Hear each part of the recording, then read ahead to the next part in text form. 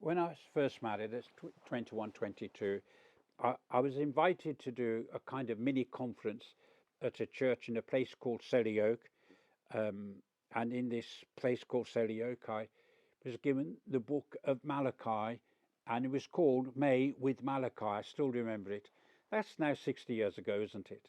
60 years ago, I did a series of talks as a not not very old, on the book of Malachi, and I did what I normally do when I gave cities. I did notes. I didn't speak from the notes, but I would give notes to the people. I came across those notes the other day and reread them, and it wouldn't be the kind of talk I would do today, although some of the things I might emphasize this there. And in the book of Malachi, which is the last book in our New Testament, you have God's divine love expressed in election ways. I have loved you, saith the Lord. And you also have the huge responsibility of the priesthood, but they failed.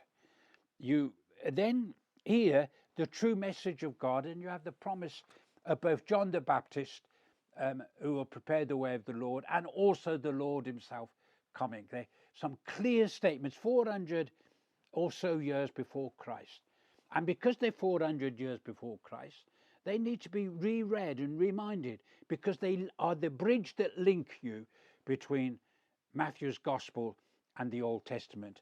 In other words, Malachi is a wonderful one. Now, there are some verses in Malachi I could read. I could read about the Son of Righteousness arising with healings in his wings. I could read about those who were not of the world, but they got together in small groups and they had conversations together. And not only did the Lord listen to the conversations, they were so interesting, he recorded them in his book. Many of our conversations are recorded in God's book, and God's sit all eternity to remind us of them. Remember that.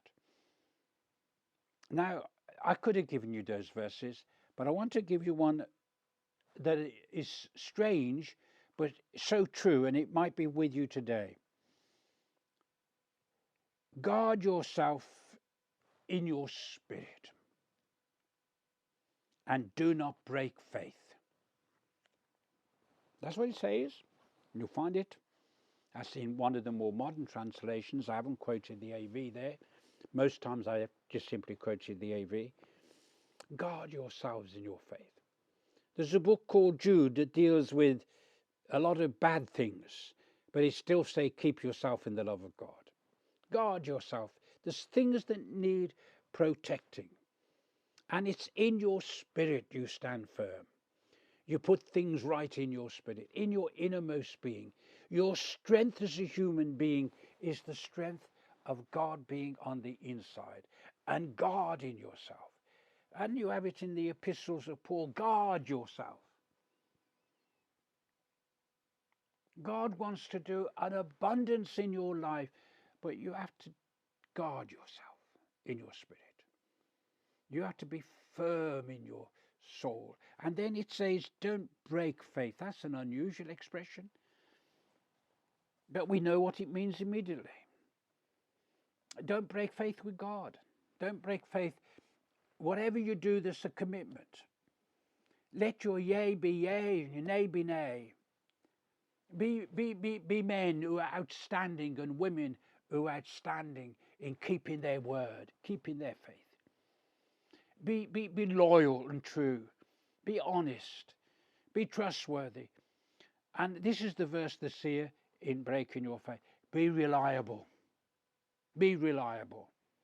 Don't say you'll do this, then you'll forget it. Be reliable. One of the things I've been blessed with is that I have a very good memory. And I used to be criticized for many years because I never kept a diary. That might sound strange. Oh, I had a diary each year, but in no time at all it had been full of notes and not using it as a diary. And I would have a dozen meetings a day, and I knew precisely the meetings I would have and with who. And in my entire life, I think only once or twice have I ever double booked, so to speak. I've had times when people have given me a wrong date. I remember once I had a conference to give to the International Fellowship of Nurses, and I got there one day late because my secretary got the dates mixed up. And that was an interesting experience, being there and my time to speak had already gone. Guard yourselves in your spirit and do not break faith. That's a verse for today. God bless you with it. Be a person who will guard yourself in your spirit. Look after your tongue, and your tongue will look after yourself. Look after your spirit, and your spirit will look after yourself. Keep faith. Be reliable. Be dependable. The Lord bless you. Well, that's the Old Testament. Soon we start on the New. Thank you. Verse for the day from Boy and his Bible.